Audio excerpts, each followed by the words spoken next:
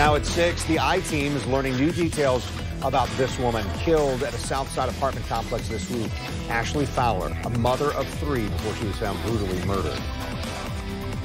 The I-Team has learned that the man suspected of killing her, Otis Lee Tucker, has a criminal past, spending 5 years in prison in another state for violent crimes. Tucker was even questioned in the case of a missing woman in Richmond, Virginia.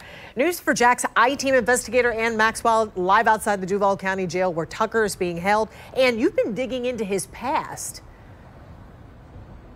Yeah, Joy, Kent, he spent 5 years in prison in Virginia, as you mentioned, and he moved to Jacksonville earlier this year. JSO arrested him in July, but while he was on probation, but he was released, and now he stands accused of murder.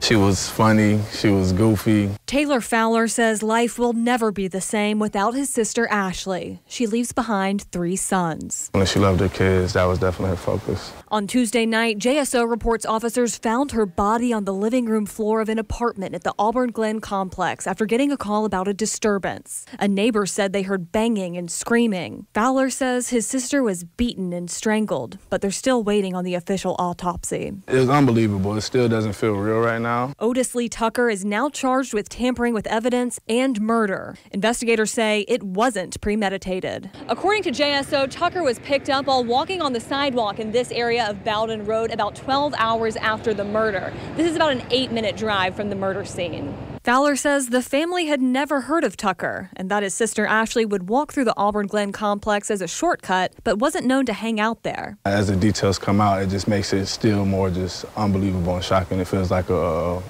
movie. I hate to compare it to a movie, but it just doesn't feel real right now. Some of those details trace back to Richmond, Virginia, where Tucker was arrested on charges of rape, strangulation, and unlawful bodily injury in 2016. The rape charge was dropped, but he pleaded guilty to the others and was sentenced to 5 years in prison. 2016 is also when Keisha Jacobs went missing in Richmond. Her mother, Tony Jacobs, says Tucker was the last person to talk to her. Everything in my heart is saying that my daughter's still out here. What was your reaction when you heard he'd been taken in on a murder charge in Jacksonville?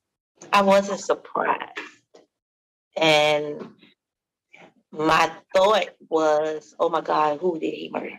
And then, I found it was a young lady and everything. And my heart just went out to the family. The Virginia Department of Corrections confirms Tucker had been out on prison on probation, and he was allowed to move to be with his fiancée in Florida, where his supervision continued. Records show Tucker was arrested by JSO in July on charges of making false 911 calls and lying to law enforcement. Virginia DOC said they didn't take any action after the arrest because they were waiting to see if the charge would stick. JSO says it's up to probation officials to issue a warrant for violations, so they let him go.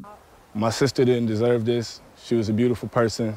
And like I said, it could happen to anybody. Please, I really hope our justice system steps up and makes sure these criminals and people who have a clear history of hurting people stay put away.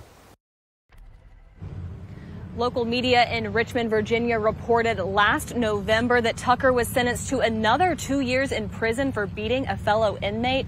But a detective in Richmond told me that charge was thrown out because of an issue with the prosecution. The Richmond Police Department says the case into that missing woman there is still active and ongoing, and the lead detective on it is in touch with the authorities here in Jacksonville. Live downtown, Ann Maxwell, Channel 4, the local station.